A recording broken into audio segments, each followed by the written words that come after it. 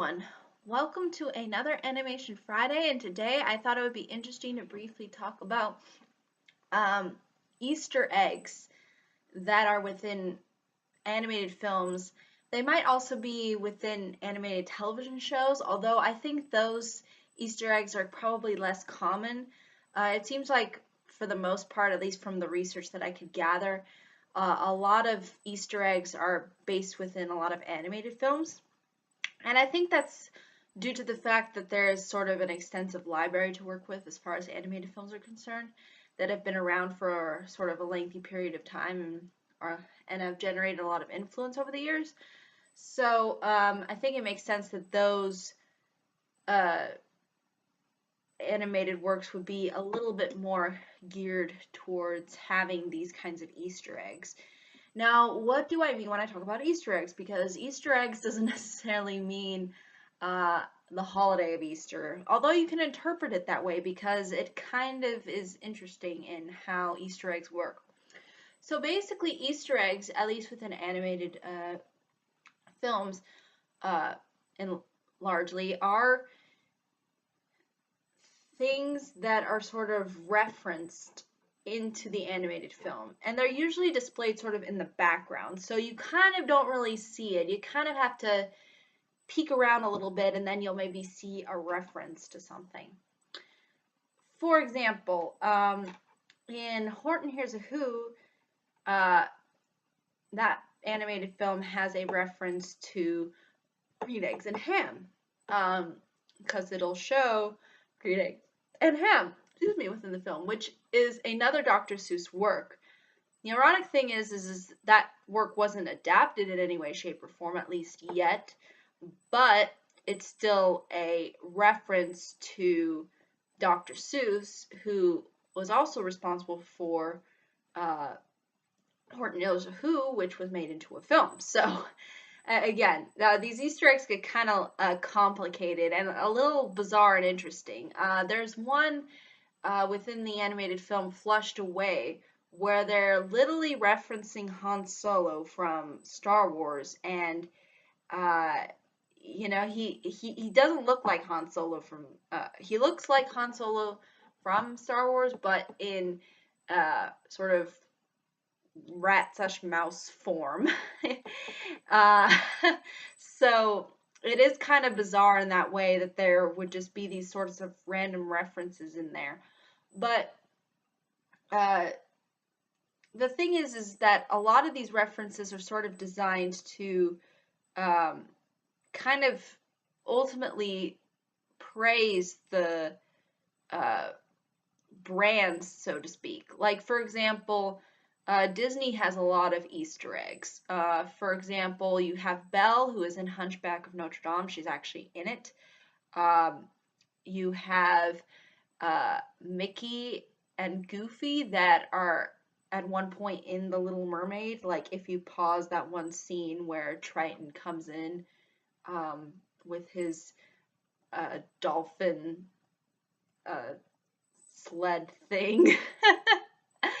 um, and you also have uh, carpet in from Aladdin in The Princess and the Frog. Uh, and there's just a ton that you could go over and list and research online, but there are plenty of them to go around, and usually the Disney ones are references to their other films. So like one film will be an Easter egg for that's in another Disney film. Again, sometimes they're not even, directly related, like I mentioned with Flushed Away, or they're sort of a reference uh, to something that is connected somehow to the animated film, like Horton Hears a Who, like I mentioned. Also, Pixar is, I think, more so known for going the Disney route and inserting Easter eggs of their other films into their other material as well.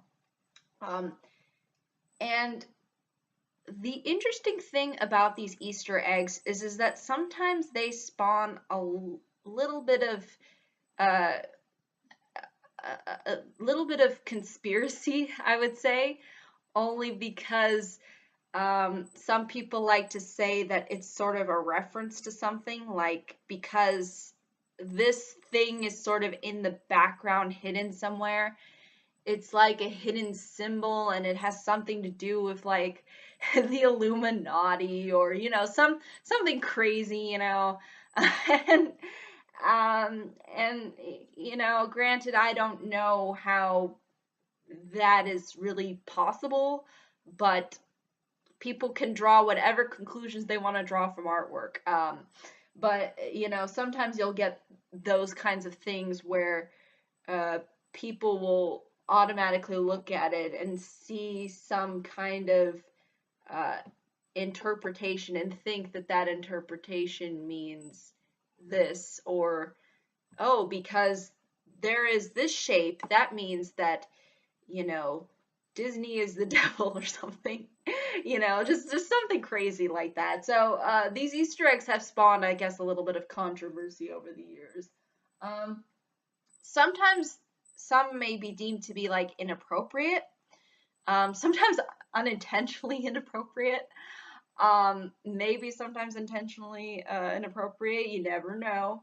You never know. I mean, but at the same time, they're interesting because they bring up certain ideas and concepts that the artist probably wants to get across, or at least wants to try to get across to the um, audience members. And it's, I think, sort of good that we see these kinds of Easter eggs, at least the kinds that I've been mentioning, only because I think they sort of reinforce this idea into how everything is sort of connected to one another in some bizarre and strange way, but also disconnected too, because you really know that it's really not connected, but they try to put in a reference here somewhere. But it's also nice to see when they reference, other films that really don't have anything to do with even animation. For example, like I mentioned, Flushed Away, now they reference Han Solo at one point.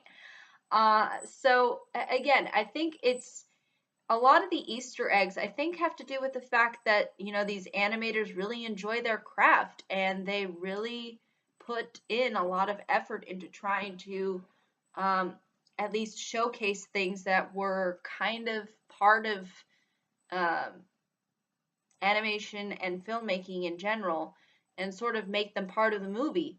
Um, Even though they're in the background, they're still sort of there, and they have a visual presence. And if you sort of look them up, you sort of end up seeing uh, where those Easter eggs are and whatnot. And I think it becomes kind of like a game for people. Like people will go and, just research and look into where certain things are supposedly within animation, and then they'll come to their own conclusions as to what certain things mean and whatnot.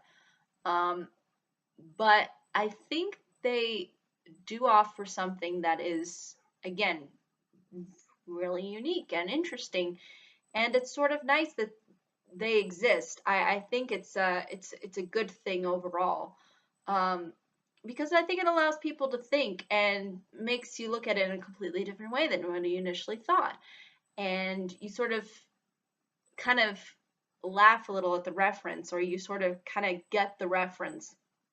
Like, for example, the fact that Belle is in uh, The Hunchback of Notre Dame, it somewhat makes sense only because she's French, as well as the people within The Hunchback of Notre Dame. But obviously, they are sort of from completely different universes, because the Hunchback is like Middle Ages, and from what I recall, Beauty and the Beast is roughly 1700s. So again, even though there is a sort of disconnect with reality, animation just allows you to create a whole world where reality doesn't matter. And I think those Easter eggs kind of highlight that too. And I think that's great, and it's fun, and it's entertaining and interesting. Um, and you can see sort of the genuine effort put behind it. Uh, and I think it ultimately works. But I think that's really all I can say about them. If there are any questions, comments, concerns, I'd be more than happy to answer them. But thank you so much for watching. I hope you all have a pleasant day, week, month, and year, and I hope to see you all in the next video. I apologize this had to be delayed. Unfortunately, I was pretty busy over the weekend, but I should be caught up by the end of today. But until then, everybody, bye-bye.